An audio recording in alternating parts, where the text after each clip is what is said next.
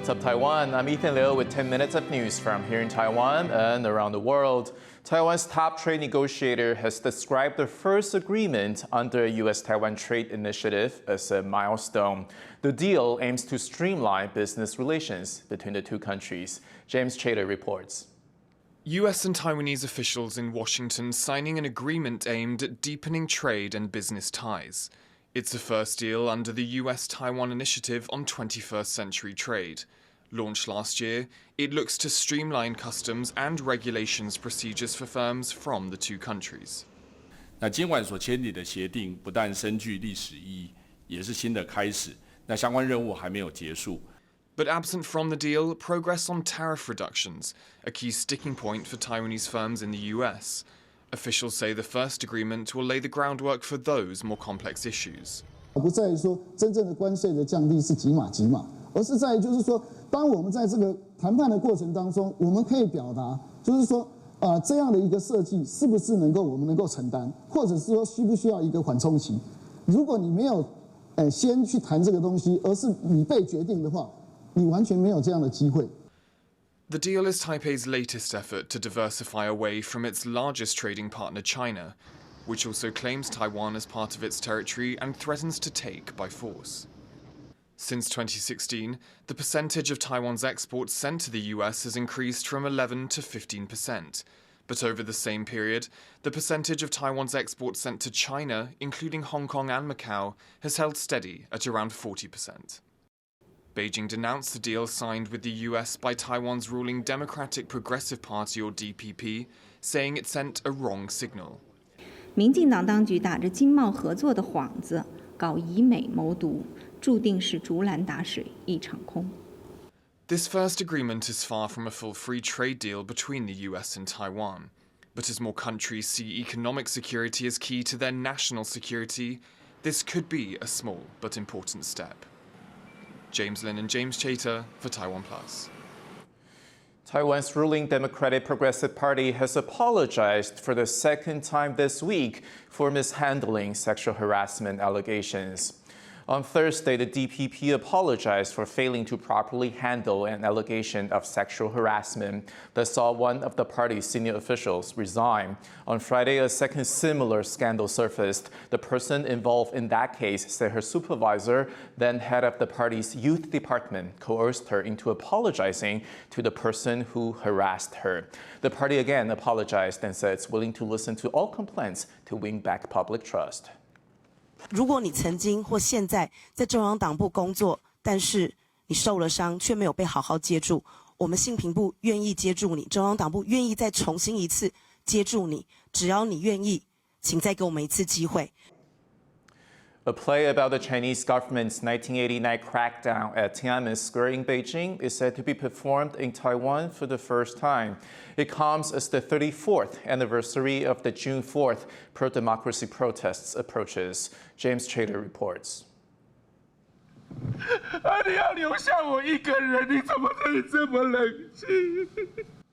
The aftermath of a devastating event brought to life on stage. In the play May 35th, an aging couple navigate the impact of losing their son in the 1989 crackdown on pro-democracy protesters in Beijing's Tiananmen Square. The play is by Hong Kong writer Candice Chong. This year, on the 34th anniversary of the June 4th protests, it will be performed in Taiwan for the first time. 都會喺敏感嘅時候受到中共當局嚴格嘅監控，至今仍然未能夠為死去嘅親人討回公道。 In 1989, more than 1 million pro-democracy protesters gathered at Tiananmen Square. But on June 4th, soldiers and tanks moved in to quash the demonstrations. 一看就是明白是一件什么事，毫不含糊，就是要打倒共产党，打倒社会主义。 In China, discussion of the event is heavily censored. The name of the play, May 35th, was a way to refer to the crackdown while evading government eyes. But in recent years, Beijing's suppression of political freedoms in Hong Kong has made putting on the play there impossible too. Taiwan is now the only place in the Chinese-speaking world where the event can be publicly commemorated. For this performance, the director used some songs outlawed during Taiwan's period of martial law. It's a way to draw attention to the country's hard-won freedoms. 所以演出当中也有用了一些所谓的台湾的禁歌，然后去讲我们曾经有过这样的时间，那我们要如何在未来避免这样的事情可以再发生。 In China, Tiananmen is slowly being erased from public memory. But this production in Taiwan is an effort to ensure the world's memory of that day is not forgotten. Alex Chen and James Chater for TaiwanPlus. Religious processions are a common sight in Taiwan, but one in the central county of Miaoli is taking the tradition on two wheels. Yvonne Yang takes a look.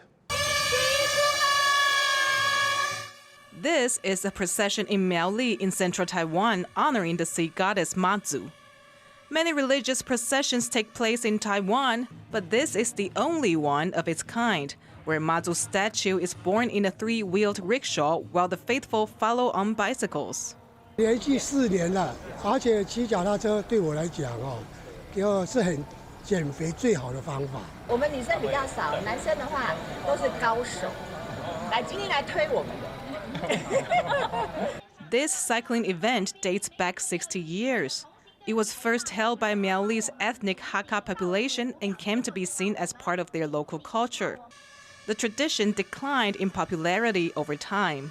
But in 2018, the Miaoli Chaotian Temple decided to revive it. 前2年因为疫情的关系，所以呢导致我们的活动有一点点的影响。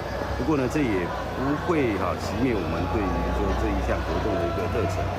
300 worshippers began their 2-day, 345-kilometer journey on Friday. They'll bike south from the Tianho Temple in Miaoli to the Beigang Chaotian Temple in Yunlin County and back again.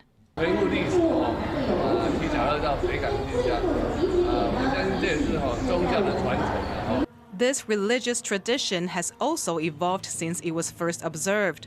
The temple has made some enhancements to the electric rickshaw that carries Mazu, making it lighter and hybrid. A journey like this is physically challenging, but for the believers on bikes, it's their faith in Mazu that keeps them pedaling. Andy Xue and Yvonne Yang for TaiwanPlus. Taiwan Sports Administration has announced the team it's sending to the 31st World Universiade Games held in Chengdu, China at the end of July. Leslie Liao has more. Taiwan is sending 212 athletes to compete at the 2023 World Universiade Games, or Universiade, in Chengdu, China at the end of July. Among them are judo athlete Yang Yongwei, taekwondo star Luo Jialing, and gymnast Li Zhikai. All three are full Olympic medalists, and so are carrying the main hopes of the nation. Another notable competitor is national swim champion Eddie Wang, who recently punched his ticket to the 2024 Paris Olympics after setting a national record for the 200-meter butterfly.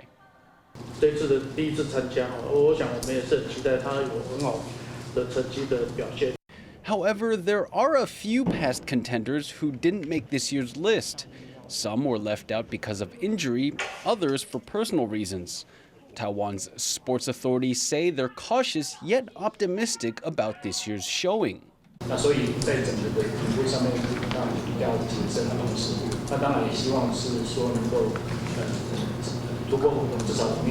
It might be a sporting event for university students, but don't mistake youth for a lack of experience. Taiwan is sending some of its best to vie for the top spots in Chengdu. Eason Pan and Leslie Liao for TaiwanPlus. Thank you for watching What's Up Taiwan. Remember to download the TaiwanPlus app for more stories from Taiwan and around the world. Finally, we leave you with images of artwork by Sudanese refugees in Egypt. I'm Ethan Liu. Take care, and I'll see you next time.